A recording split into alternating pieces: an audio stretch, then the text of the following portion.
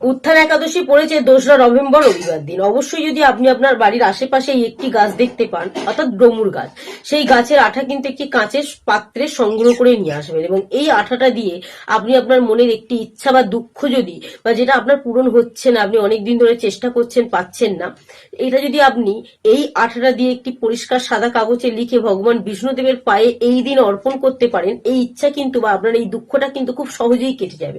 কারণ 4 মাস ভগবান বিষ্ণুদেব ক্ষীর সমুদ্রে যোগনিদ্রায় ছিলেন আর এই দিন তিনি উত্থান করছেন, অর্থাৎ উঠে আসছেন। তো এই দিন আপনি ভগবান বিষ্ণুদেবের উদ্দেশ্যে যে কোনো কাজই করেন না কেন, সেটা কিন্তু দ্বিগুণ ফল আপনি লাভ করতে পারবেন। কারণ ভগবান বিষ্ণুদেব কিন্তু এই দিন তার জন্য যদি কেউ কিছু নিবেদন করে বা অর্পণ করে বা কিছু চায়, সে কিন্তু তাকে ফিরিয়ে দেয় না। তো অবশ্যই কিন্তু ভক্তি এবং শ্রদ্ধার সাহায্যে এই কাজটি করবেন।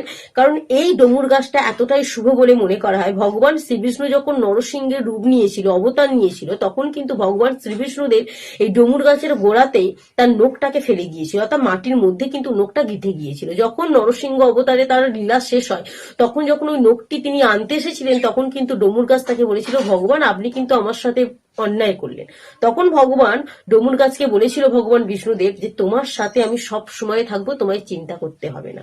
এই কারণে ভগবান বিষ্ণুদেব কিন্তু এই ডমুর গাছে বসবাস করেন। তাই এই দিন যদি আপনি ডমুর গাছের আঠা দিয়ে এই কাজটি করতে পারেন, আপনার মনের যদি কোনো দুঃখ বা ইচ্ছা অনেক দিন ধরে আপনি পাচ্ছেন না করতে পূরণ, এই ভগবান বিষ্ণুদেবের আশীর্বাদে কিন্তু আপনি এই দিন যদি এই কাজটি করেন, তো অবশ্যই কিন্তু যখন ভগবান বিষ্ণুদেবকে এই কাগজটি অর্পণ করবেন, অর্পণ করার পর আপনি সেটিকে রেখে দেবেন। পরের দিন আপনি কি করবেন, ওম নমো ভগবতে বাসুদেবায় নমঃ মন্ত্রটি জপ করে সেই কাগজটি কিন্তু আগুনে পুড়িয়ে দেবেন।